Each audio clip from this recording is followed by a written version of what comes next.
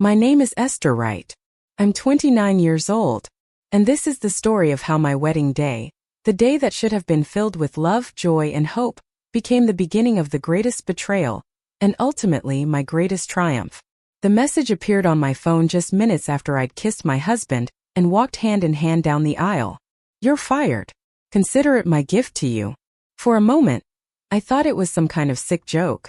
I stood there in my white gown, bouquet trembling in my hand, my veil brushing against my shoulders as if to comfort me. Guests laughed and chatted in the background, still buzzing from the ceremony. The sound of champagne corks popping echoed faintly from the reception hall. But all I could see was that text. And the name above it, Tate Lawson. Tate wasn't just anyone. He was my boss's son, the spoiled heir to Crescent Design Studio, the architecture firm I had given everything to for the last 2 years. I had clawed my way into the position of lead project manager, working nights, weekends, pouring every ounce of myself into projects. Gregory Lawson, Tate's father and the founder, once told me I was the best investment he'd ever made. But that was before Tate arrived.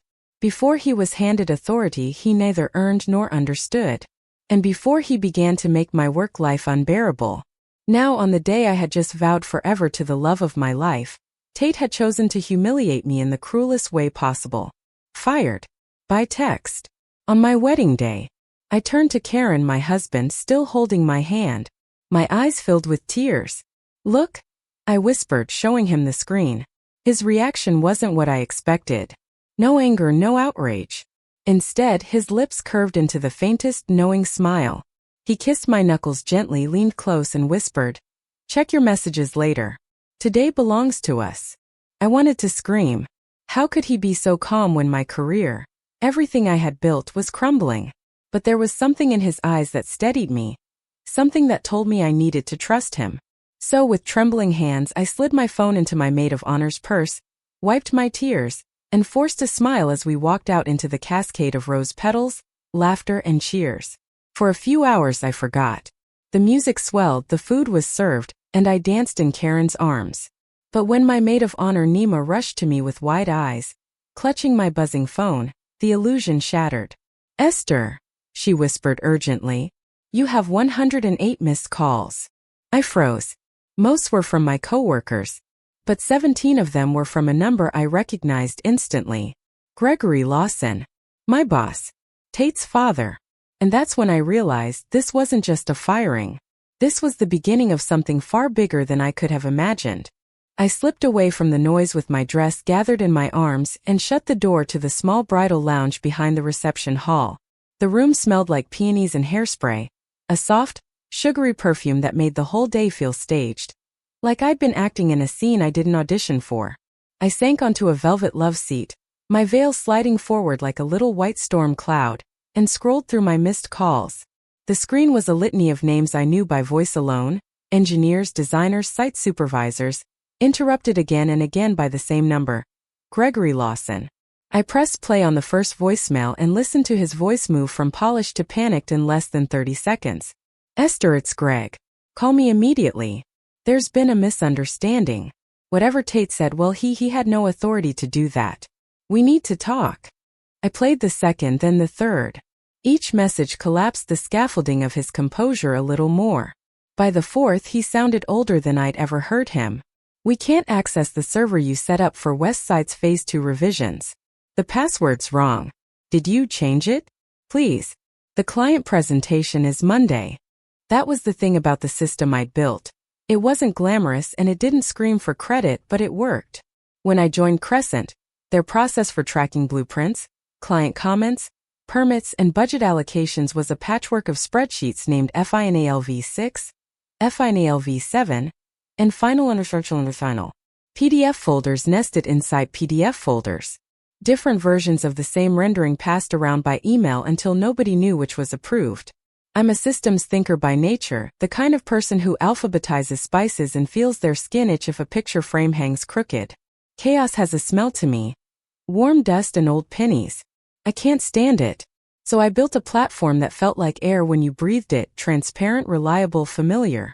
One database, unified permissions, an audit trail that caught every change. color-coded flags for the smallest discrepancy in load calculations, automatic alerts for permit expirations tied to calendar dates, a lockout if anyone attempted to push drawings to construction without structural sign-off. I didn't code it to make myself essential. I coded it to protect buildings and the human beings who would one day stand inside them. But systems are only as ethical as the people who use them. Tate never learned the platform. He refused the trainings, then canceled them for everyone else because we're not a software company. He preferred PowerPoints and bravado and long lunches where he reported progress as if the reporting itself were the work. Gregory once told me, "You can't teach hunger." He meant it as an indictment of Tate, and I believed him. But hunger can be dangerous too, when it belongs to someone who wants power without the burden of responsibility. I queued up the last message. Gregory's voice had a tremor in it that wasn't there before. "Esther, please. I know you're celebrating. Congratulations, by the way. But I need you. We need you. Whatever this is, whatever Tate has done, I'll fix it. Call me." My hand hovered over the phone as if proximity alone might be enough to absolve me of making a choice. If I called, I'd be back in the burning building of their panic. If I didn't, what burned would be theirs alone, and perhaps that was the truer lesson. The door opened quietly and Karen slipped in, closing it with the careful touch of a man who knew how to move through breaking moments without making the crack wider. He sat beside me, one hand on my skirt so he wouldn't crush it. "They're begging," I said, my laugh brittle. "I have 108 missed calls. 17 from Greg." "Of course they're begging," he said. His voice carries stillness like a lake does sky.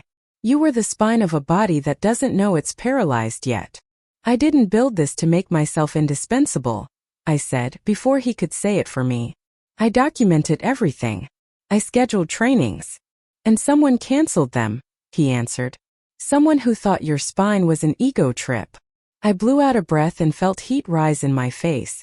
Anger, yes, but braided with something that surprised me. Not relief, not yet, but power. The kind that hums low and steady, the way a generator hums when the neighborhood goes dark. "It's insane, Karen. Firing me today. By text." "Not insane," he said gently. "Strategic cruelty. People like Tate measure power by how painless another's pain is to deliver." He took my phone from my hand and set it on the vanity screen down. "I need to tell you something," he said. "I wasn't going to today. I wanted today to be what it was supposed to be. But I don't think it's fair to let you spin out in imagined futures when the present is already complicated enough." I turned toward him fully. Under the recessed lights, his face looked like the first familiar landmark after miles of wrong turns. "Tell me. The submissions coming through my office with Tate's name on them," he said. "They're not the same drawings your engineering team signed off on. He's been swapping materials, thinning walls, removing redundancies. Anything that saves money in the short term." Blood rushed to my ears so hard I heard it. My training kicks in when I'm scared. Rule, rationale, risk. "That isn't just unethical," I said. "It's a failure at the level of public safety." "I know," he said. "I've been documenting. I've pulled versions, got timestamps, logged metadata. I was waiting for the right moment to escalate, cleanly, formally. But in a strange way, him firing you, it keeps you outside that mess. You're not on the hook for his changes." Shame slid over my skin, thin and clammy. "I should have seen it." "You did," he said. "In 100 small ways you spotted and solved until there was nothing left to do but refuse to be complicit. That's what you did today. Don't mistake someone else's sabotage for your blindness." We sat in the hush that follows a truth nobody wants but everybody needs. Through the wall, the DJ's voice rose, cheerful and oblivious, asking guests to form a circle for the next dance. Somewhere, someone dropped a tray and silver clattered across tile like coins. "What do we do?" I asked. Karen smiled then, that quiet, conspiratorial smile I'd fallen in love with across a courthouse counter beneath flickering fluorescent lights. "Today we dance. Tomorrow we leave. We fly to the island and let the ocean do what it does best. Remind us that your worth isn't inside their building. When we come back," he threaded our fingers together, "we rebuild. On your terms." I stared at our hands. His knuckles were nicked the way bureaucrats often are. Little paper cuts from files and forms and lives other people only see as numbers. He's the kind of man who reads footnotes and calls your mother after he fixes your sink. I nodded. Okay, I said. Today we dance. We did. I'm not going to invent a fairy tale glow around the hours that followed, because I was not made of glass or sugar. I was made of tendons and grit, and sometimes those are the very things that ache under joy's weight. But we danced, and when my chest tightened, I breathed.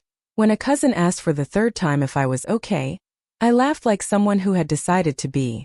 We cut the cake. We clinked glasses.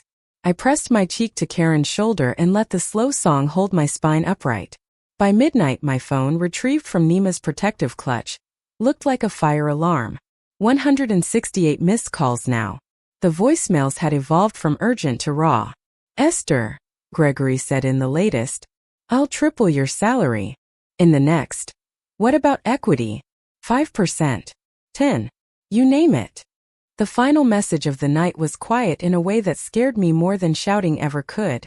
I'm sorry, he said, for everything I didn't see when it mattered. It's a strange thing to be wanted by a place that threw you away. The compliments come lacquered with need. If you're not careful, you start to shine for the wrong light. We left at dawn. The flight was short, the kind where the plane barely levels before it begins to descend again. The island bice, a hush of green cupped in blue, looked like a secret someone forgot to keep. Our room had louvers that let wind finger the curtains and lay them across the bed like silk. I slept for 10 hours and dreamed of straight lines, of walls that held, of staircases that took you up instead of around. On the third day, I stood in the water to my waist and let waves tug me like a tethered boat. Karen brought me fresh coconut water, and a smile that tasted like salt and rest. My phone, off most hours, lay face down on the nightstand, but the red badge on the lock screen kept multiplying whenever I checked it. 80 more calls from crescent numbers. 3 from unknowns that my gut told me were clients who'd found my personal email in some chain I'd once been CC'd on. 2 from Gregory, who had the audacity to begin one message with, I know this is unprofessional, but...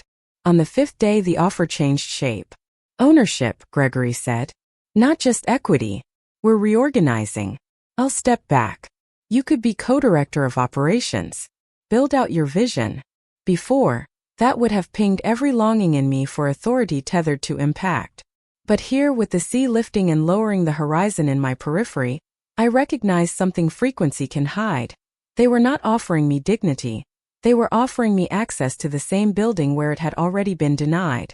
A seat at a table where the cutlery was used like weapons. I deleted the message. I didn't block his number because I believe in documentation, even when the documentation is a record of someone else's desperation. I did not reply. Instead, I opened my tablet and sketched. Not buildings, systems. A draft of a framework to detect the exact kind of shadow edits Karen had spotted. New standards for submissions that wouldn't be satisfied by a rubber stamp or a charming smile. A checklist that protected what cement and steel couldn't, intention. You're writing, Karen said, flopping onto the bed with the graceless grace of a man whose body knows it can be heavy next to me and I won't break. I'm planning, I said. A life that doesn't require a certain set of glass doors to feel real. He propped himself on an elbow. The city's been talking about a consulting position, outside vendor, to overhaul submission protocols. Someone who can translate architecture to regulation and back without losing meaning on either side. Someone like you. The pages in my head reordered themselves. The thing unspooled. A company that bore my standards in its bones, with contracts that didn't ask my soul to pay interest. They'd hire me? I asked, and I heard it then, the old part of me that still spoke in permission. They'd hire your firm, he said, stress on the word that mattered. You don't need to belong to a single building. Let the city be your first client. Then make a map from there. The idea turned in the air and clicked into place like a key finding its lock. I saw a letterhead before I heard the name. I tried out a dozen that tasted too clever or too cold. Precision Protocol Consulting arrived like it had been waiting in the lobby the whole time, reading a magazine, checking the clock. I wrote until the battery died. Revenue streams. Scope of work. A pilot project with measurable outcomes so politicians could sell the headline without lying. A clause about vendor independence that protected me from exactly the kind of influence that had rotted Tate from the inside out. In the evening, we walked the curve of the shore and counted the lights of boats anchored beyond the reef like a string of fallen stars. On the last night, the island gathered itself into a sunset so dramatic it bordered on cliché, neon oranges dissolving into bruised purples. I lay on the deck chair with one arm draped over my eyes and listened to the tide. The phone buzzed once on the table beside me. I didn't look. It buzzed again. A third time. Karen reached without asking and flipped it. "Greg," he said. "Where's your curiosity?" I asked. "Dead," he said. "Buried under the bliss of minding my business." We flew home the next morning. I registered Precision Protocol Consulting 3 days later with hands that did not tremble. The city's vendor page accepted my upload with the bureaucratic cheer of a machine happy to be fed. An hour after the confirmation email landed in my inbox, my phone rang. The number bloomed on the screen like a past life resurfacing. Gregory Lawson. This time I answered. "Esther," he said, the syllables a mixture of relief and fear. "Thank God. We're in crisis." I looked at the framed business certificate on my kitchen counter, at the name that now existed outside my skin. I looked at Karen rinsing coffee cups, at the light pooling on our thumb-printed table. The thing about crises is that they clarify. They teach you which direction you're facing when someone shouts fire. "I'm not available for employment," I said, and the words felt like a foundation poured square and true. "We'll hire your firm then," he said quickly. "Whatever you're charging, we'll pay." He paused. "Please. The submission deadline is in 4 days. Nobody can find your updated renderings. The password." "I know," I said. "I set that lockout." A breath caught on his end, sharp-edged. For a second I thought he'd hang up, that pride would come roaring back to save him from the humiliation of needing the woman his son threw out like confetti. Instead, "Name your price." I didn't. "Not yet." "Greg," I said, and let his name sit between us like an object I was returning. "My first client is the city. I'm writing protocols that will surface every unauthorized change, every swapped material, every thinned wall. You understand what that means." Silence. Then, "I do. What it means for Tate," I clarified. Another silence longer. When he spoke again, the arrogance was gone. "Whatever the system finds," he said, "we will answer for." I ended the call there because I've learned to leave rooms while I can still stand up straight. I stared at the business certificate again and did the kind of math that has nothing to do with numbers. Some doors you walk through. Others you remove from their hinges and build into a table for people who remember what chairs are for. The next morning, before my coffee was cool, the city called. The contract moved fast in the way public things only do when everyone can feel the ground shifting under their feet. I signed with a hand steady enough to write my name in a line clean as a skyline. My phone buzzed all day with crescent numbers I didn't answer. That evening, Karen and I celebrated not with champagne but with the quieter ritual of ordinary life. Grocery shopping, a walk past the construction sites that punctuated our neighborhood like exclamation points, pasta with too much garlic. When we turned the corner near the park, the half-done skeleton of what would one day be the heart of downtown rose against a pinking sky. For the first time since the text, I let myself imagine a future where buildings weren't just beautiful but honest. I slept hard. In my dream, instead of a veil, I wore a hard hat. The wind tugged it, playful then respectful. I woke before dawn with the certainty of someone who has finally chosen the right risk and found that it fits. And then at 7:03 a.m. I called Gregory back. The line barely rang once before Gregory answered. His voice frayed like someone who hadn't slept in days. "Esther," he said, breathing out my name as though it was the only word that mattered. "Thank God. I was worried you wouldn't call back." I let silence stretch a beat longer than necessary. I wanted him to feel what I had felt. That helpless, hollow pause when you realize power isn't yours anymore. Finally, I said, "I'm not here to save Crescent, Gregory. I told you yesterday, I don't work for your company anymore." "Yes," he said quickly, "I know that. I understand that. But Esther, listen, this downtown project is about to collapse. The client has already threatened to walk. If they do, we lose not just millions but 30 years of credibility. We've already had to pull designers off smaller projects to try and patch this disaster. Nothing's working. No one knows your system like you do. Without you, we're—" He cut himself off. And for once in his polished career, Gregory Lawson admitted what he'd never said before. "We're finished." His words hung in the air like smoke, but they didn't suffocate me. Instead, they cleared a space inside me where something sharper could take root. "You should have thought about that before giving your son authority he didn't earn," I said evenly. The pause that followed told me the knife had gone in exactly where I meant it to. "You're right," Gregory admitted quietly. "I should have. And I will regret that mistake for the rest of my life." His voice wavered, then hardened. "But regret doesn't finish buildings. Esther, I'm asking you to come back. As a partner. Name your price. Equity, salary, whatever it takes." I thought of the hours I'd spent on my honeymoon sketching out precision protocol consulting. I thought of Karen's steady hand in mine. His quiet insistence that my worth was not tied to one firm, one name, one building. And then I thought of Tate. The smirk on his face when he excluded me from meetings, the arrogance in the text he sent on my wedding day. "You're fired. Consider it my gift to you." The memory burned clean like kindling catching flame. "No," I said finally. "I won't come back. But I will work with you on my terms. Crescent hires my firm, not me. Precision Protocol Consulting will oversee project management and compliance for the downtown development. Your firm provides the design and construction. I'll verify every blueprint, every material, every inspection. If you accept those terms, we can talk. If not, then your problem is bigger than missed calls and deadlines." Gregory inhaled sharply, and I knew he was weighing the humiliation of surrender against the destruction of his legacy. "Send me your proposal," he said at last. "The board will review it." "You have 24 hours, I replied coldly. "After that, I'll present directly to the city. And trust me, they'll be very interested in hearing about Tate's creative revisions." He didn't argue. He couldn't. He knew the city already had their suspicions, and if I walked into their offices with evidence, Crescent wouldn't just lose the downtown project, they'd lose everything.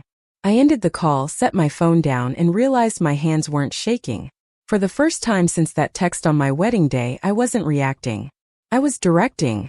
That night, over takeout Chinese at our dining table, I told Karen everything. The negotiation, the ultimatum, the terms I'd laid out. He listened quietly, the way he always does, letting me unfold every detail. "You're not just protecting yourself," he said finally. "You're protecting the city too. You're building a wall no one can punch holes through." I smiled faintly. It feels strange. For so long I wanted revenge. I wanted Tate to suffer, to watch everything he touched crumble. But this feels better. It's not destruction. It's construction on my terms. Karen reached across the table, brushing a strand of hair from my face. "Sometimes the best revenge isn't about what you take away. It's about what you build that they can never destroy." By the next evening, Gregory called back. His tone was stripped of the authority he once wore like armor. "The board has approved your proposal," he said stiffly. "With one condition. They want a minimum 3-year commitment. 2 years guaranteed with an option to extend." I considered it carefully, letting the silence hang just long enough to remind him who held the leverage now. "Fine," I said. "But my fee is triple what you'd pay a standard consultant, paid in advance. And I want full transparency. Unrestricted access to every project file, every internal communication, every revision log. If anything is hidden from me, the contract is void." "Agreed," Gregory said quickly, almost desperately. And just like that, Precision Protocol Consulting landed its biggest client. The fallout came swiftly. Within 2 weeks, the competitor firm Crescent had nearly lost to bribery allegations was under investigation.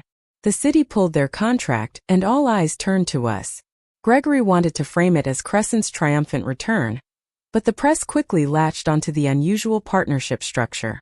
Independent consultant firm joins Crescent in downtown revitalization effort. One headline read. Another, new model for accountability in architecture.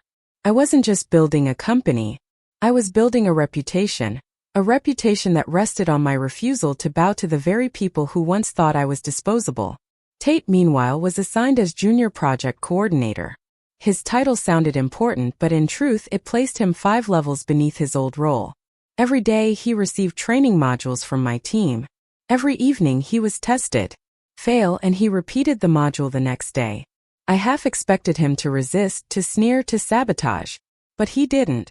To my surprise, he complied. More than complied, he applied himself. For the first time since I'd met him, he looked like a man humbled, stripped of the arrogance that once coded his every word. Still, I wasn't convinced. Contrition is easy to fake when your survival depends on it. So I watched. Quietly. Carefully. Waiting to see whether Tate Lawson was truly changing, or just rehearsing another performance. The downtown project moved faster than anyone predicted. With my system integrated, compliance checks became second nature instead of bureaucratic nightmares. For the first time in Crescent's history, inspections passed on the first try. No red tags. No rework orders. Investors noticed. The city noticed. And more importantly, the community noticed. At night, Karen and I would walk past the construction site, cranes swinging against the sunset, steel rising like ribs against the skyline. "Do you ever think," he asked one evening, "about how close you were to walking away? How close you were to letting them bury you under that text?" I nodded. Every day. But then I remember I didn't just survive it. I rebuilt everything they tried to take from me. Stronger. Cleaner. On my terms. What I didn't say, but what I knew in my bones, was that this was only the beginning. Because if there's one thing betrayal teaches you, it's that power doesn't come from being indispensable to someone else. It comes from making yourself unshakable, untouchable, undeniable. And I was only just beginning to understand how much power I really held. The first true test came 3 months into our partnership. By then, the downtown project had become a spectacle, not just steel and concrete, but a symbol of whether Crescent could crawl back from disgrace. The city had insisted on quarterly community presentations, public forums where residents could ask questions, vent their anger, and demand accountability. These weren't the kind of events where you dazzled with glossy renderings and called it a day. No, these were raw. Residents remembered years of broken promises, of delays and shady deals. They wanted answers, and they wanted them without spin. When Gregory called me one morning and said, "I'd like Tate to handle the next presentation," my instinct was to laugh. Hard.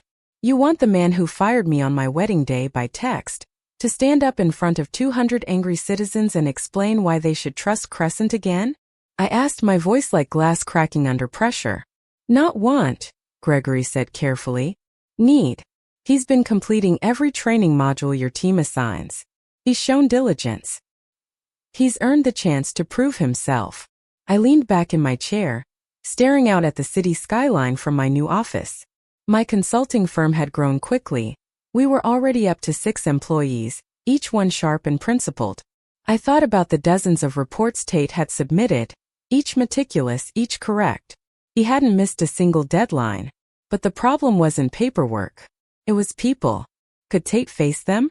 Could he own what he'd done, not just to me, but to the community whose safety he had once jeopardized with his shortcuts? "Fine," I said at last. "He can present. But no one rescues him if he falters. No polished executives, no PR spin. He either proves himself or he doesn't." Gregory hesitated, then agreed. The following week, I slipped into the back row of the community center, dressed simply so no one would notice me. The room hummed with tension. Rows of folding chairs were filled with residents clutching printouts and copies of old plans. A banner across the wall read, "Downtown Revitalization, Community Update." At the front, Tate adjusted the microphone. For the first time since I'd known him, he looked nervous. Not the fake bravado kind of nervous, but the kind that trembles at the edge of honesty. "Good evening," he began, his voice unsteady. He cleared his throat, steadied himself, and tried again. "My name is Tate Lawson. I'm the Assistant Project Coordinator for Crescent Design Studio. Some of you already know my name, and not in a good way." A ripple of murmurs moved through the crowd. Tate didn't flinch. "Last year I made mistakes. Mistakes that compromised safety, wasted time, and broke your trust. I can't undo what I did, but I can tell you that things are different now. Every plan, every material, every inspection goes through triple verification. Nothing gets built without passing those checks. Nothing." The honesty caught the room off guard. People shifted in their seats, their anger momentarily stilled. Tate went on, walking them through updates, pointing to projected slides of the design changes, and, most importantly, highlighting the areas where community feedback had altered plans. You told us the green space was too small. We expanded it. You said traffic flow was dangerous. We redesigned intersections. You said affordable housing had to be part of this. It is. The questions came hard and fast. How do we know you won't cut corners again? One man demanded. What happens if your consultants miss something? Asked another. Tate didn't dodge. He didn't smirk. He didn't perform. If I miss something, he said plainly, it won't just be Crescent's failure, it'll be mine. Personally. And I'll answer for it. But with Precision Protocol Consulting overseeing compliance, the margin for error is smaller than it's ever been. And I accept their authority over me fully. That line landed heavier than any technical detail could. A young mother near the front nodded slowly, arms crossed but expression softening. By the end, the initial skepticism had shifted into cautious optimism. I slipped out before anyone noticed me, but I'd seen what I needed to. Tate Lawson, the man who once gloated while cutting me down, had stood in front of strangers and admitted his sins. Whether it was true redemption or just survival instinct, time would tell. The next morning Gregory called me, his voice eager. Well? Did you hear how he did? I was there, I said evenly. And he did well. Better than I expected. But one good presentation doesn't erase the past. Redemption isn't a speech, it's a lifetime of actions. Gregory exhaled, relieved. Still, it's a start. Thank you, Esther. Your endorsement means everything. I hung up and stared at the papers on my desk. I thought about Tate's trembling hands at the podium, about the shame etched into his face. For the first time I wondered if maybe, just maybe, he wasn't performing.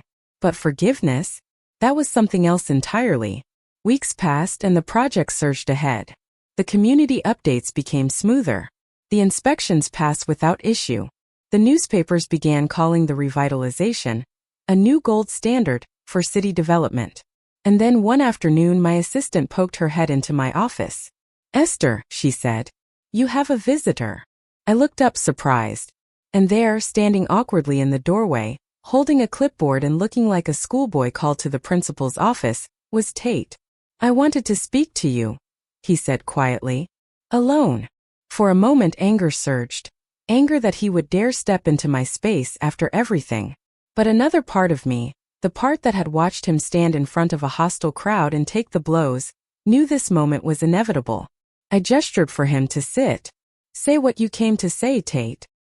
He lowered himself into the chair, shoulders hunched, and met my eyes with something I never expected from him, humility. I need to tell you the truth, he said, about why I fired you on your wedding day. I folded my hands on the desk, the same way Gregory always used to in meetings. Palms pressed together, fingers pointed like an arrow. Except where his gesture projected authority, mine felt like a shield. I wanted something between myself and Tate Lawson, even if it was only my own knuckles. He stared at me for a long moment, chewing on words as though they burned on his tongue. When he finally spoke, his voice lacked its usual oil. It was raw, halting. I fired you on your wedding day, he said slowly, because I knew you were right about everything, and I couldn't stand it. I blinked. That wasn't what I expected. I'd braced for excuses, blaming stress, miscommunication, even Gregory's pressure. But not this. Explain, I said, my tone flat. He shifted in his chair, running a hand through hair that looked less styled than I'd ever seen it. You had built something everyone relied on. Even my father, the man I spent my whole life trying to impress, saw you as essential. Every time he praised your system, every time he deferred to you, it was another reminder that I was expendable. His laugh was bitter, more self-directed than aimed at me. I thought if I hurt you at the peak of your joy, I'd feel powerful again, like I could control something. Instead, everything collapsed.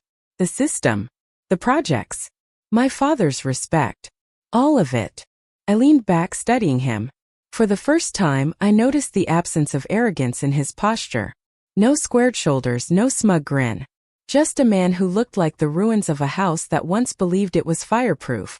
You destroyed in one moment, I said coldly. What might have been the best mentorship you could have had. His jaw tightened. I know. And I'll regret it every day. He looked up, eyes shadowed with exhaustion. You don't have to forgive me. You don't even have to believe me. But I need you to understand. I wasn't trying to ruin Crescent. I was trying to ruin you because you were everything I wasn't. And it cost me more than I'll ever be able to pay back. His honesty, or what looked like it, slid into the air between us like a blade laid on a table. Dangerous but not swung. I didn't respond immediately. Instead, I let silence stretch until it grew heavy enough to demand truth. He didn't break it. He just sat there waiting, eyes fixed on me as if my verdict mattered more than air. Finally I said, you can't undo the past, Tate. But you're right about one thing, I would have been a good mentor. I still could be. If you earn it. A flicker of hope crossed his face, the kind that looks almost painful when someone's not used to it. How? He whispered. By becoming the kind of professional who puts integrity above ego. By admitting when you don't know something. By choosing safety over shortcuts. And by proving it, not once but every day until it becomes who you are. Not just what you're trying to look like. I can do that, he said quickly. Then softer, steadier. I will do that. I nodded but didn't smile. Then start with this, I said, sliding a stack of reports across the desk. The concrete pour specifications for Phase 3. Walk me through what you verified. Every line. Every number. He did. And for the next hour I drilled him, not like an executioner, but like a teacher determined not to let a student escape with half knowledge. To my surprise, he held up. He asked thoughtful questions. He didn't bristle when corrected. He didn't hide his ignorance. When we finished, I closed the file. You're learning, I admitted. But understand this.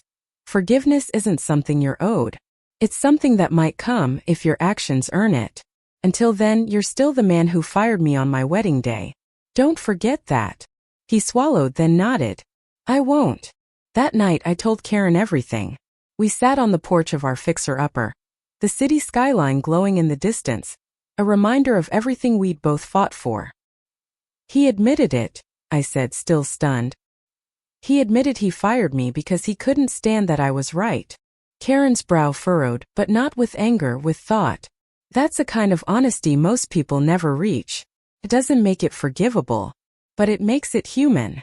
I leaned against his shoulder. Do you think people can really change? He was quiet for a long time. Then he said, only if they're forced to build something new from the ashes of who they used to be. The question is, do you want to be part of that rebuilding? I didn't answer right away. Because the truth was I didn't know. The weeks that followed blurred into steel beams rising, contracts signed, inspections passed. My firm expanded again. We were up to 10 employees now, juggling multiple municipal contracts alongside Crescent's. But Tate's presence was a constant shadow. He no longer avoided the hard work. In fact, he often sought it out. I'd arrive at job sites before dawn to find him already there, clipboard in hand, double-checking details. He was methodical, almost obsessive, as though redemption could be measured in rebar spacing and load calculations. Still, part of me remained wary. I'd been burned too deeply to trust easily. I watched, I waited, I tested. And slowly, begrudgingly, I began to see a man who wasn't just pretending. But trust is fragile. And forgiveness even more so. One evening, as Karen and I walked past the site after dinner, my phone buzzed. A text from Tate. Thank you for today. For not giving up on me. I won't let you down. I stared at the words for a long time. They weren't smug. They weren't manipulative. They were simple. Karen glanced at my screen. Are you going to reply? I thought about it. About power, about revenge, about redemption. Then I typed back. Make sure you don't. Some gifts can't be returned. I hit send, my heart thudding. Because the truth was, Tate had given me a gift. The kind of gift he'd never intended. By firing me on my wedding day, he'd forced me out of Crescent's shadow. Forced me to build something of my own. Forced me to become stronger than I ever thought possible. And that was a gift I would never give back. Gregory Lawson was a man who hated to lose. I had seen it years ago in smaller ways when a client threatened to walk, when a competitor edged Crescent out of a small contract. He would tighten his jaw, go silent for a while, and then return with a solution that felt like a performance of authority more than a plan. Now, with his empire rattled and his legacy hanging by a thread, that instinct was sharper than ever. He called me into his office on a rainy Thursday afternoon. Crescent's headquarters still smelled the same: industrial carpet, ink, a faint bitterness of stale coffee, but everything else felt changed. New staff, new procedures, screens mounted in hallways showing progress dashboards that echoed my system, but had been rebuilt after Tate's sabotage. Yet there was still something hollow in the air, like the building was haunted by the mistakes it had tried to bury. "Esther," Gregory said when I entered the conference room. His voice was clipped, his face drawn. Age had carved deeper lines into him since the last time I'd seen him here. "Thank you for coming. I wanted you here first, before the board meets." I sat down across from him. "What's going on?" He folded his hands together. The gesture reminded me of Tate's awkward posture in my office weeks earlier. Except Gregory had perfected the art of making folded hands look like power rather than penitence. "The downtown revitalization project has brought Crescent back into the spotlight," he began. "But reputation is a fragile thing. One stumble and we're finished. We need to prove to the city, to investors, to the industry, that Crescent is not only surviving but innovating. I want to announce a joint initiative, Crescent and Precision Protocol Consulting, publicly." I studied him. "You want to make our partnership official?" "Yes. More than that. You would stand beside me at the next press conference. Co-sign the vision for the city's future. Show them that we're not just correcting mistakes, but setting new standards." He leaned forward. "You'd be the face of reform, the person who turned us around." On the surface it was flattering, powerful even. But I'd learned to hear the quiet undertones in men like Gregory. "We need you, but only because you make us look good." "And what happens," I asked, "when Crescent stumbles again? When Tate makes another mistake? Do I become the scapegoat? The symbol of your failure as well as your redemption?" Gregory's eyes flickered. Just for a second. But it was enough. "I'm not interested in being a prop," I said flatly. "If I stand next to you, it won't be as a figurehead. It will be as an equal. Precision Protocol will be acknowledged as a fully independent entity with oversight authority, not a partner you can showcase when it suits you." He swallowed hard. "That might be difficult for the board to accept." "Then they'll lose me," I replied, standing. "And the city with me. Because if I walk away now, I guarantee the press won't call this Crescent's redemption. They'll call it your cover-up."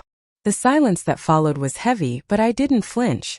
I'd learned too well that silence was a weapon if you let it sharpen itself. Finally, Gregory sighed. "You've become harder than I remember." I looked him in the eye. "No. I've just stopped mistaking compromise for loyalty." That night I told Karen about the meeting. We were in the kitchen, half-empty wine glasses on the counter, the smell of roasted chicken still lingering. "He wants me to be the face of Crescent's rebirth," I said, pacing. "Not because he values me, because he needs me." Again. Karen leaned against the counter, arms folded. "The question is, do you want it?" I froze. "What do you mean?" "Not what does Gregory want. Not what the board will accept. What do you want?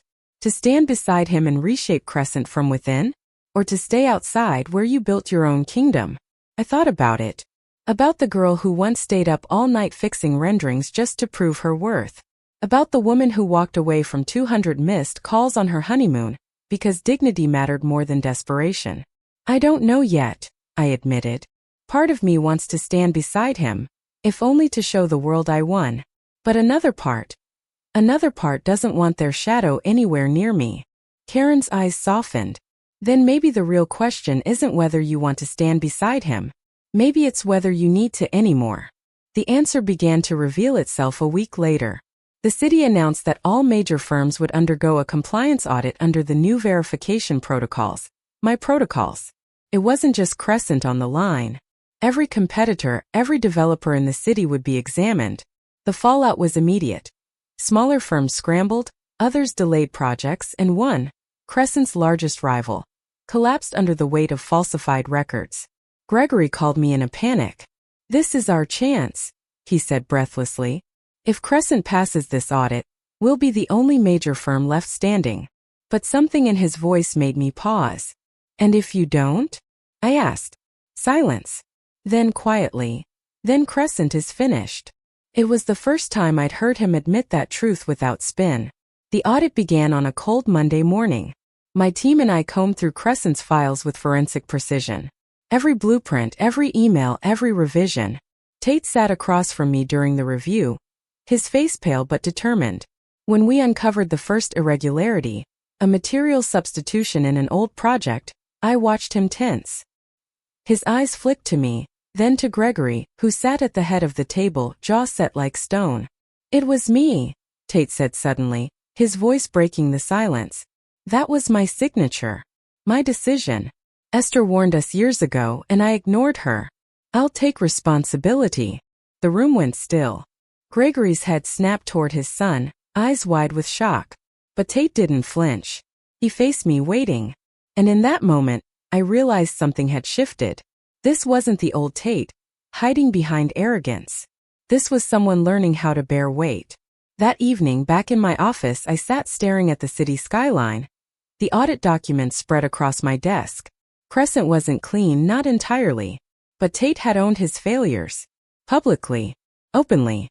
I picked up my phone, hesitated, then dialed Gregory. Your company will survive this audit, I told him. But only if you accept that survival means surrendering control. To me. To the system. To accountability. No more shadows. No more shortcuts. Gregory's voice was hoarse. And if I don't? Then Crescent dies, I said simply. And for the first time he didn't argue. The next morning, I received a handwritten note delivered to my office. It was short, almost stark in its honesty. Esther, we've built our company on concrete and steel, but you're teaching me that integrity is the real foundation. Without it, everything collapses. I understand now. Crescent belongs to the system you created, not to me. Gregory. I read it twice, then set it down, unsure whether it was a genuine admission or just another play for survival. But either way, the truth was clear. The balance of power had shifted. Crescent was no longer the house I worked in. It was the house I owned the keys to, even if my name wasn't carved above the door. And that was a kind of victory I hadn't even known to dream of. By spring, Precision Protocol Consulting had outgrown its modest downtown office. What began as a business plan scribbled during a honeymoon sunset had become a firm with contracts in 3 cities, 12 employees, and an industry reputation that made larger firms nervous. Journalists called me the woman who rebuilt accountability. Politicians quoted my protocols in press releases. Developers cursed my name in late-night bars when their projects stalled under scrutiny. And for the first time, I wasn't afraid of being cursed. Being feared meant being respected. Crescent, meanwhile, hovered in a strange limbo. The audit had been brutal. More irregularities surfaced than anyone wanted to admit, but my protocols had allowed them to survive. Barely. If not for Tate's willingness to claim responsibility for his past, Crescent might have crumbled under the weight of exposure. And that was where the paradox of my life began to show. The very man who had once fired me on my wedding day now stood as the one thing keeping Crescent from total ruin. The defining moment came one humid June evening. I was working late in my office, papers spread across the desk, when Tate appeared at my door. He didn't knock. Just stood there, hesitant, waiting until I looked up. I need your help, he said quietly. I leaned back, crossing my arms.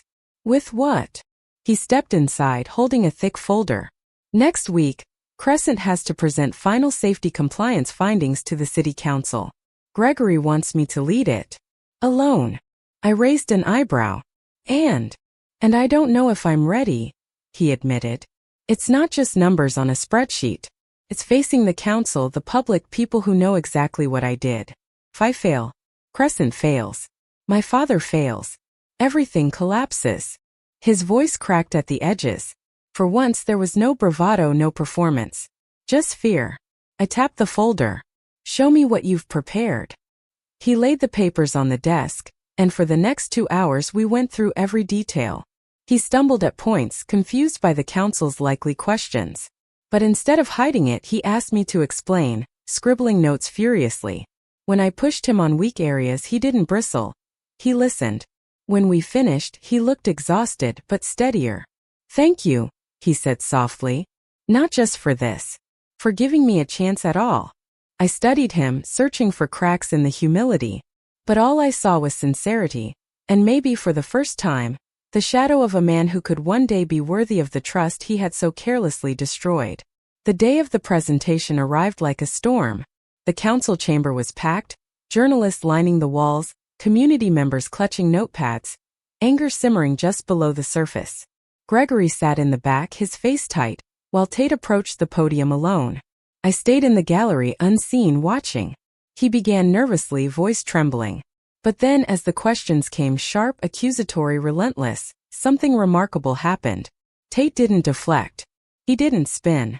He admitted faults openly, laid out corrections clearly, and when he didn't know, he said so plainly, promising to follow up with documented answers.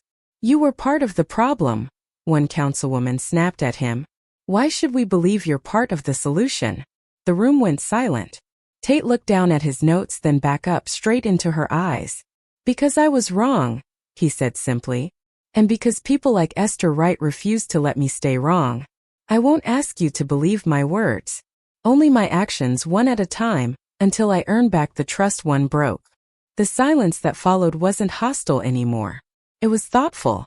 By the end of the session, reporters were murmuring about a Lawson who had finally grown up. Crescent's survival was secured. And for the first time, I didn't feel the urge to sneer at Tate's success. Instead, I felt something unfamiliar, almost uncomfortable: pride. That evening, I found Gregory waiting in my office. He rose when I entered, shoulders heavy, his eyes glistening with something dangerously close to tears. "You saved us," he said. "No," I corrected him. "He did." For once, Tate stood on his own. Gregory nodded slowly. "He's changing. Because of you." I shook my head. "Not because of me. Because failure finally caught him and he chose to learn instead of running. That's not my victory. It's his." Gregory exhaled, as if letting go of years of stubbornness. "Then maybe both of you are teaching me what legacy really means." Later that night, as Karen and I walked past the glowing skeleton of the downtown project, he slipped his arm around my waist. "I heard about Tate's presentation," he said. "You proud?" I hesitated. I don't know if proud is the word. Relieved, maybe. Encouraged. But pride, that's harder. Karen smiled faintly. "Maybe pride doesn't mean excusing the past. Maybe it means recognizing the work of rebuilding." I thought about it. The man who had once texted me ruin on my wedding day now stood as proof that even arrogance could be tempered by accountability. And maybe, just maybe, that was its own form of revenge. Not by destroying him, but by watching him rebuild under the very system he once mocked. And for the first time, I wondered if revenge wasn't about endings at all, but about what survived after the fire. National recognition came faster than I expected. One morning, while sipping coffee at my desk, my assistant Raina burst in, waving a tablet. "Esther, you've been invited to speak at the National Urban Planning Conference in Chicago. Keynote slot." I blinked at her. "Keynote? Those are usually reserved for politicians or CEOs with skyscrapers named after them." "Exactly," she said, grinning. "They want you. The woman who built a system the city couldn't ignore. The woman who forced accountability into an industry allergic to it." For a long moment, I just stared at the screen. When I first left Crescent, my vision had been small: consulting, catching corner cutting, ensuring public safety. Now it was national. Bigger firms were calling. Other cities wanted my protocols. I wasn't just playing defense anymore. I was shaping the future. But with recognition came exposure. And exposure meant Crescent's fragile rebirth would be tested on a stage larger than it had ever known. A week before the conference, Gregory called me to his office. When I arrived, Tate was already there, seated stiffly, a stack of files in front of him. Gregory stood at the window, hands clasped behind his back, looking out over the skyline as though the glass could hold him up. "I want to propose something," he said when I entered. I sat across from Tate, who avoided my eyes. "Go on." Gregory turned. "At the conference, we'll be in front of every major developer, regulator, and city planner in the country. This is our chance to show that Crescent has risen from its mistakes stronger than ever. I want you and me to present together." Crescent and Precision Protocol. Side by side. I didn't reply immediately. The silence stretched. Tate shifted uneasily. Gregory, I said finally. We've had this conversation. If I stand next to you, it's not as a prop. It's as an equal. If you try to spin Crescent's survival as your triumph instead of our partnership, I'll expose the truth on stage. His jaw tightened. For a second I thought he'd argue. But then his shoulders sagged, and he nodded. Equal. That's what I meant. The industry needs to see that this is the new model: checks and balances, creativity and compliance working together. They need to see you. I studied him, searching for cracks of manipulation. But this time I believed him. Fine, I said. But Tate doesn't speak. Not yet. Gregory glanced at his son, then back at me. Agreed. The conference was held in a glass atrium that looked like a cathedral for ambition. Hundreds of attendees filled the rows. Developers in tailored suits, city officials with clipboards, academics with thick glasses and thicker egos. Cameras lined the back, live streaming to audiences across the country. I stood backstage, adjusting the microphone clip to my jacket. Gregory paced beside me, his usual composure strained by nerves. You nervous? I asked. He gave a tight smile. I've spoken at a dozen conferences, but this one feels different. Because it is, I said simply. When we stepped on stage, the applause was polite, expectant. Gregory opened with a practiced introduction about Crescent's history, its challenges, its survival. Then he gestured to me. And none of that survival would have been possible without Esther Wright, founder of Precision Protocol Consulting. The spotlight shifted. I took a deep breath and spoke. Not about Crescent, not about my personal grievances, but about the system. About how safety wasn't just a regulation, it was a promise. About how transparency could rebuild trust where arrogance had broken it. About how every blueprint wasn't just steel and concrete, but lives. The room leaned in. When I finished, the applause was louder, sharper. Journalists scribbled. Cameras flashed. For a moment, standing there, I felt the weight of my journey. Fired in a wedding dress, humiliated, discarded, and the fire of what I had built in its ashes. But then, during the Q&A session, it happened. A reporter stood. Ms. Wright, she said, you speak of accountability. But Crescent's history under Tate Lawson's leadership was riddled with negligence. How can the public trust a firm still tied to his name? The room buzzed. All eyes turned to me. And then, to my shock, Tate rose from his seat at the side of the stage. Because they shouldn't trust me, he said, voice ringing across the atrium. Not yet. Gasps rippled through the crowd. Gregory's face drained of color. Tate walked to the microphone, his movements steady, deliberate. I was arrogant. I cut corners. I thought my last name excused me from accountability. It didn't. It destroyed everything. And the only reason I'm standing here today is because Esther refused to let Crescent collapse without demanding change. If you trust Crescent again, it won't be because of me. It will be because of her system, her oversight, and her refusal to compromise. The room went silent. Not hostile, stunned. And then slowly the applause began. Tentative at first, then stronger, until the entire hall was on its feet. Gregory looked like he'd swallowed glass. But I, for the first time, saw something I hadn't expected.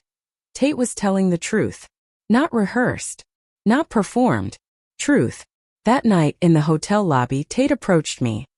He looked drained, but his eyes held something new: clarity. I know I overstepped, he said. You told me not to speak. But I couldn't sit there and let them think you hadn't dragged me into the light, kicking and screaming. I studied him carefully. Why now? Because for once, he said softly, I wanted to stand on the right side of the story, even if it meant admitting I was the villain in the beginning. For a long moment I said nothing. Then quietly I replied, redemption isn't earned in a speech. It's earned in the days that follow. I know, he said, but I'm ready to keep proving it, however long it takes. As I rode the elevator up to my room later, the events replayed in my mind. The applause, the headlines already buzzing online, Tate's confession. Part of me wanted to be cynical, to believe it was just another performance. But another part, the part that remembered the fire of betrayal in a church vestibule, wondered if maybe revenge wasn't always about destruction. Maybe sometimes revenge was watching someone rebuild the right way because you forced them to. 2 weeks after the conference, my inbox was a storm. Invitations from other cities, consulting offers from firms that once mocked my work, even inquiries from federal agencies about national compliance standards. Precision Protocol was no longer just a firm, it was becoming a movement. But every fire casts a shadow, and Crescent's shadow was about to darken my doorstep. It started with a headline in the Daily Tribune: Crescent linked to old safety violations in Midtown project. At first, I skimmed it with professional detachment. Old projects often surfaced in audits. Mistakes came to light years later. But as I read, my chest tightened. The article claimed Crescent had approved material substitutions 5 years earlier, before my time at the firm, that resulted in structural weaknesses in a residential tower. Cracks had recently been discovered in its foundation. Families had already begun evacuating. And buried in the third paragraph was my name. Sources suggest that new compliance systems developed by Esther Wright's firm, Precision Protocol Consulting, may have missed these violations during initial reviews. I froze. Missed? That was impossible. My system caught discrepancies in load calculations, material substitutions, unauthorized revisions. Unless the records had been falsified before I ever touched them. My phone buzzed. It was Gregory. Esther, we need to meet. Now.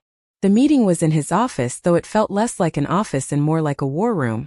Papers were spread across the table. Engineers pacing. Legal counsel muttering about liability. Gregory sat at the head, his face gray, eyes sunken. Tate was there too, a stack of old files in his hands. Esther, Gregory began, this isn't what it looks like. I crossed my arms. It looks like Crescent's negligence is about to bring down a tower, and they're trying to drag my name down with them. Tate shook his head. No, you're not responsible. These files, he held them up, trembling slightly, they were falsified before you ever joined. Someone doctored the original approvals. The substitutions never showed in the digital records, which means your system wouldn't have caught them. My stomach churned. Who? Gregory's voice was hoarse. A former director. He's long gone. Retired comfortably in Florida. But the damage is here. And now, the press has your name tied to it. The weight of it settled on me. Years of clawing for respect, months of rebuilding my reputation, one keynote speech that turned heads, and now one article could unravel it all. Why didn't you catch this sooner? I demanded. Gregory's jaw tightened. Because we didn't want to look. There it was. The truth. Crescent had always preferred the appearance of strength to the mess of honesty. And now that mess was mine to mop up, whether I wanted it or not. That night, Karen and I sat in silence at our kitchen table. The news played softly in the background, the story growing legs with every broadcast. Was Crescent's savior really as thorough as she claimed? One anchor asked. This could ruin everything, I whispered, staring at my untouched plate. Karen reached across, squeezing my hand. Or it could prove your system works. If you can show this was hidden before you ever touched it, you don't just clear your name. You show why your work is essential. But they'll keep tying me to Crescent, I said bitterly. Every scandal, every ghost from their past, they'll try to pin it on me. Then maybe, he said carefully, it's time to decide if Crescent deserves to survive at all. The next morning, I marched into Crescent's office, every eye turning as I strode past. I slammed the Tribune article onto Gregory's desk. You want to fix this? I demanded. Then Crescent doesn't just admit fault. You expose it. Publicly. Every falsified record, every doctored approval, every name tied to those decisions. You put it all on the table. No spin. No excuses. Gregory looked horrified. That would destroy us. I leaned in. It'll destroy you anyway if you try to hide it. But if you come clean and we show how my system would have caught it, how it will catch every fraud from now on, you might survive. You might even come out stronger. For a long moment no one spoke. Then Tate said quietly, she's right. Gregory's eyes flicked to him, anger flaring, but Tate didn't back down. Cover-ups got us here. If we keep pretending, we'll drag her down with us. And she doesn't deserve that. Not after everything. The room went silent. I stared at him, surprised by the steel in his voice. Maybe this was what redemption looked like. Not words, but standing up when it mattered. Gregory slumped back, defeated. Fine. We'll do it your way. The press conference was scheduled for 2 days later. The plan was brutal transparency. Crescent would admit to the falsified records, name the responsible parties, and demonstrate how Precision Protocol system would prevent such fraud in the future. I spent those 2 days preparing evidence, crafting explanations, arming myself for the storm. But in the quiet moments, doubt gnawed at me. I knew what honesty could do. It could cleanse, yes, but it could also scorch everything in its path. On the morning of the conference, as I stood in front of the mirror adjusting my jacket, Karen came up behind me. "You're not just fighting for Crescent," he said softly. "You're fighting for yourself. For the idea that truth can still mean something in this world." I met his eyes in the reflection. "And if it destroys me? Then you'll build again," he said firmly. "Because that's what you do." The conference hall was packed. Cameras flashed. The city buzzed with anticipation. Gregory stood at the podium, his face pale, his hands trembling. He began with a confession that stunned the crowd, laying bare Crescent's past negligence, naming names, admitting failures. Gasps echoed through the room. Then he stepped aside and I walked up. "My name is Esther Wright," I began, my voice steady. "And I will not let negligence like this slip through again. Not here. Not anywhere." The words rolled through the room like thunder. And in that moment I realized the truth. Revenge wasn't about Crescent's survival or destruction. It was about this, standing in front of the world unshaken, and proving that the woman once discarded like trash was now the standard others would be measured against. The fallout from that press conference was seismic. By the next morning, headlines screamed across the country. Crescent confesses. Past negligence exposed new compliance system to redefine industry standards. From fired bride to national watchdog, Esther Wright's fight for accountability. What stunned me most wasn't the exposure of Crescent's sins. It was the response. Instead of destroying my reputation, the storm lifted me higher. City councils from across the country began calling, asking if Precision Protocol could implement similar systems. One mayor even said, "We don't just want your system, we want your philosophy." For a brief moment I felt untouchable, powerful, vindicated. But storms don't only clear skies, they uproot trees. And one of those trees was still Crescent. A week after the press conference, I was in my office when Raina knocked, her expression tense. "You need to see this." She handed me a folder, her fingers trembling. Inside were internal Crescent emails, recent ones. My name was all over them. At first I thought it was more praise or requests for data. But no, these emails painted me as the architect of Crescent's downfall. Gregory's top legal counsel had written, "If Precision hadn't insisted on radical transparency, we could have contained this quietly." Another executive chimed in, "Esther's making herself look like the hero at Crescent's expense. We need to reconsider this partnership." I felt the blood drain from my face. "Where did you get these?" I asked. Raina bit her lip. "A junior staffer at Crescent. Someone who thinks you deserve to know how they're talking about you behind closed doors." I flipped through page after page, bile rising in my throat. For all Gregory's apologies, all his admissions, his inner circle still saw me as a liability, a scapegoat if things went wrong again. And then I saw it. An email from Gregory himself, dated just 2 days ago. "We must prepare for the possibility that Esther's growing influence could overshadow Crescent entirely. If so, we'll need to reclaim control of the narrative before she renders us obsolete." My hands shook. I slammed the folder shut. So this was the betrayal. Not Tate, who had spent the last months clawing for redemption, but Gregory, the man who had once begged for my return, who had admitted his failures, who had promised Crescent would never hide again. He was already scheming, already plotting how to cut me out when I'd done nothing but save him. That night I sat on the porch with Karen, the city lights glowing faintly in the distance. I told him everything. The emails, the whispers, Gregory's duplicity. He listened, quiet as always, his eyes steady on me. "So now you know," he said finally. "Gregory hasn't changed. He just adapted. Survival, not integrity." I clenched my fists. I should have known. I should have walked away when I had the chance. "No," Karen said firmly. "You needed to know. And now you do." The question is, what are you going to do about it? The answer came slowly, burning in my chest. Take Crescent out of the equation. Permanently.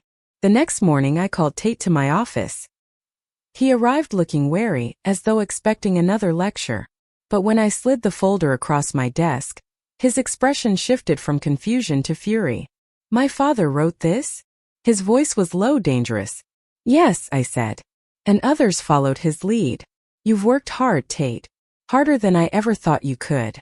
But Gregory will never let go of control. He'll throw me under the bus the second it benefits him, and if you're tied to him, he'll drag you down too. Tate's hands curled into fists. For a long moment he didn't speak. Then quietly he said, "What if I don't want to be tied to him anymore?" I studied him. "Are you saying?" "I'm saying I'm done living in his shadow," Tate interrupted. "If you're serious about cutting Crescent out, I'll help. I've seen what your firm can do. I've learned more in 6 months under your system than I did in years under his." I searched his face for arrogance, for calculation, but saw none. Only resolve. "You understand what that means?" I asked. "It means dismantling everything he built. It means Crescent as you know it will cease to exist." "I understand," Tate said. "And maybe that's the only way I'll ever be free." The decision crystallized like steel cooling in a mold. Precision Protocol would no longer be Crescent's partner. It would be its successor. Over the following weeks I moved quietly, carefully. My firm expanded its contracts with the city, taking on oversight roles that Crescent used to handle.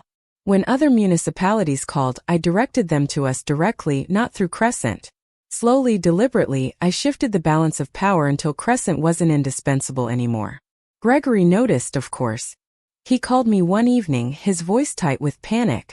"Esther, we need to talk. I'm hearing rumors. Clients leaving. Contracts moving."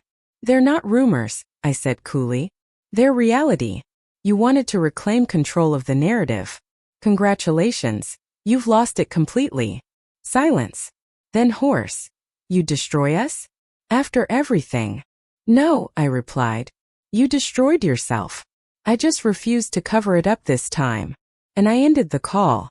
When the next round of headlines broke, the narrative had shifted again.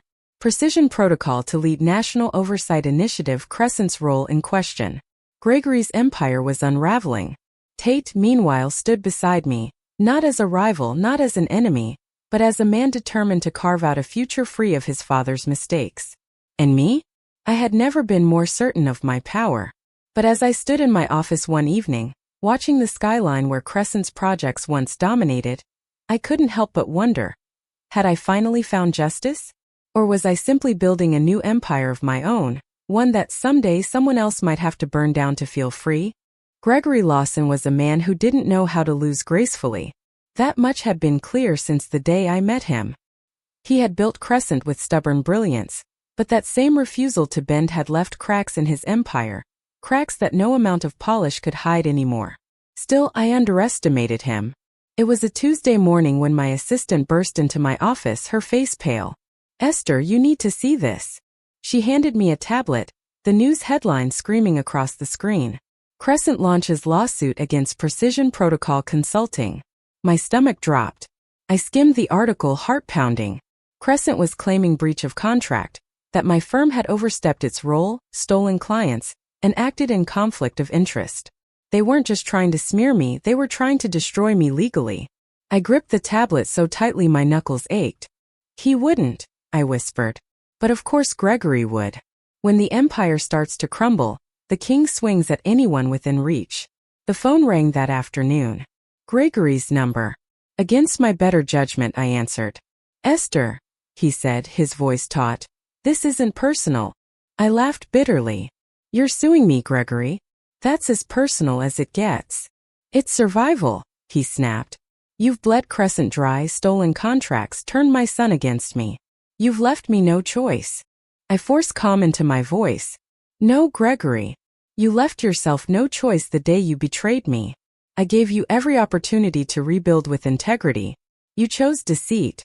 Don't confuse survival with sabotage." He was silent for a moment, then said coldly, "If you think you can win, you're more arrogant than I thought." "Maybe," I said. "But I have the truth. And the truth has a way of standing up in court. I ended the call, my hands trembling. That evening I found Tate waiting outside my office. His face was drawn, his jaw set. "I heard," he said. "I'm guessing you didn't know he planned this." "No," he shook his head fiercely. "And if he thinks I'll stand beside him on this, he's wrong. I'll testify for you." I stared at him, startled. "Testify? Against your own father?" "He's not a father anymore," Tate said quietly. "Not if this is who he's choosing to be. He taught me that survival is about stepping on whoever's in your way. You taught me survival is about rebuilding. I know which side I want to stand on." I studied him carefully. "You understand what this means, right? If you testify for me, there's no going back. You'll be severing whatever thread is left between you and him." Tate's expression was resolute. That thread was cut the day he decided to destroy the one person who saved us. For the first time, I believed him completely. The court date was set within weeks, and the case captured national attention. The narrative was irresistible. A powerful firm suing the very woman who had rebuilt its credibility. Journalists framed it as a battle of legacies. Gregory Lawson versus Esther Wright. On the morning of the hearing, I stood outside the courthouse, cameras flashing all around me. Karen squeezed my hand, his calm presence steadying me. "No matter what happens," he whispered, "you've already won. You turned their betrayal into your empire." Inside, the courtroom buzzed with tension. Gregory sat at the plaintiff's table, his lawyers surrounding him like armor. He looked older, smaller, but his eyes still burned with the same stubborn fire. Tate sat behind me, silent, a shadow of solidarity. The proceedings began. Gregory's lawyers painted me as ambitious, manipulative, someone who had used Crescent's crisis to elevate myself. They tried to twist my systems into weapons, arguing I had built them to trap Crescent into dependency. I sat still, expressionless, letting them weave their lies. Because I knew what was coming. When it was our turn, my attorney called the first witness. Not me. Not a city official. Tate. Gasps rippled through the courtroom as he took the stand. Gregory's face went pale, his jaw clenching. Tate's testimony was devastating. He admitted his own past failures, his sabotage, his shortcuts. He explained how my systems had saved Crescent from total collapse. And then he told the truth about Gregory's duplicity, the emails plotting to scapegoat me, the attempts to silence transparency, the betrayal that had led to this very lawsuit. At one point his voice broke. "I fired Esther on her wedding day out of arrogance. I thought I was destroying her. But she rebuilt stronger. She rebuilt me. If Crescent has any future at all, it's because of her, not him. My father doesn't deserve to claim her work as his legacy. He tried to bury her. And now he's trying to bury the truth." The courtroom was silent. Gregory's lawyers shifted uncomfortably, their case unraveling before their eyes. When it was over, Gregory couldn't even look at his son. The ruling came swiftly. The court dismissed Crescent's claims, citing overwhelming evidence of bad faith.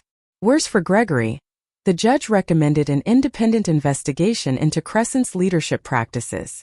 The press swarmed the courthouse steps, headlines exploding by nightfall. Crescent humiliated in court, founder's own son testifies against him. Esther Wright emerges victorious again. That evening, I sat on my porch with Karen, the weight of it all finally settling on me. "It's over," I whispered.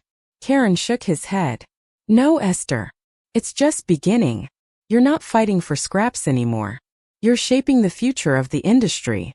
I looked out at the city skyline, cranes lit against the night sky, and felt something I hadn't in years. Freedom. But freedom carried a new burden, the question of what to do with it. The trial left Crescent in shambles. The ruling didn't just dismiss their lawsuit. It dismantled what little reputation they still clung to. Within weeks, clients withdrew contracts. Investors pulled funding. By autumn, Crescent's once bustling headquarters felt like a mausoleum. And Gregory Lawson? He was no longer the commanding figure who once barked orders from corner offices. He was a man hollowed out, shuffling between board meetings that had no meaning anymore. When news broke that Crescent was filing for bankruptcy protection, it wasn't shocking. It was inevitable. I didn't gloat. Not because I couldn't, but because standing at the top of my own rebuilt empire, I realized I didn't need to. Crescent had collapsed under the weight of its own arrogance. My revenge wasn't destruction.